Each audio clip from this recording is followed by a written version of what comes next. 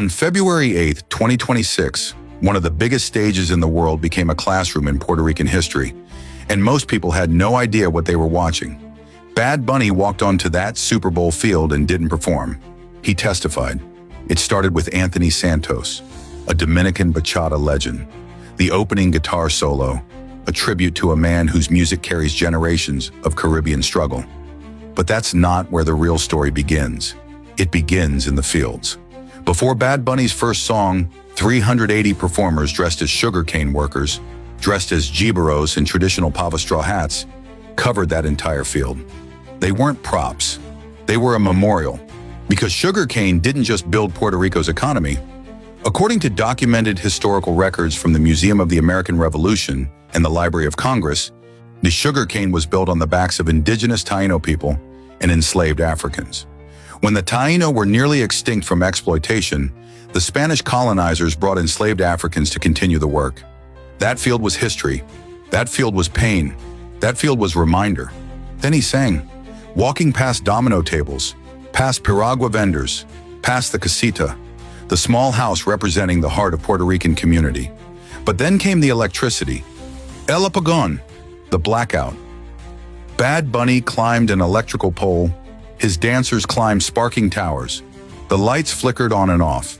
That wasn't theatrical. That was political. According to the U.S. Department of Energy and Disaster Reports, Puerto Rico experienced the longest blackout in American history after Hurricane Maria in 2017. Nia, an island, an American territory with over 3 million people, went dark for almost a year. And 8 years later, according to Energy Grid reports, the island still struggles with widespread power failures. That song wasn't entertainment, it was indictment. But here's what made you stop scrolling. The flag. Bad Bunny held up the Puerto Rican flag. And if you look closely, if you actually knew your history, you saw something they tried to make illegal. According to historical records documented by the Puerto Rico legislature, that light blue you saw wasn't the official flag. That light blue represented something dangerous, something forbidden. In 1948, Law 53, La Ley de la Mordaza, the Gag Law, was enacted. According to the Puerto Rico legislature and congressional documentation, this law made it illegal to display or own a Puerto Rican flag, even in your own home. The punishment, up to 10 years in prison, a $10,000 fine, and police could enter your home without a warrant to seize that flag. Think about that. A United States citizen, because Puerto Ricans were made citizens in 1917 to fight in World War I, couldn't own the symbol of their own home. The Gag Law criminalized patriotic songs. It criminalized speaking about independence. It criminalized assembly. It was designed to crush the independence movement and erase Puerto Rican identity.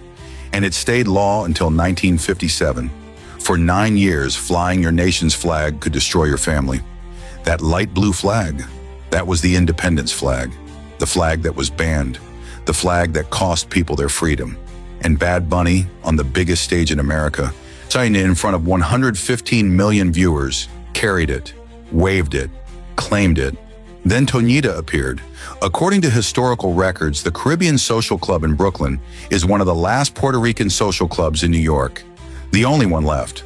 For generations, these clubs provided community, culture, cultural services, and resistance space when Puerto Ricans were denied access to mainstream America. That wasn't just a bartender cameo. That was an altar to survival. But the final moment, the flags of every nation in the Americas walked behind him.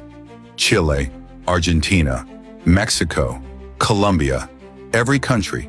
And Bad Bunny said one thing in English, the only English words of the entire performance, God bless America. And he meant it differently than they heard it, because America isn't just the United States.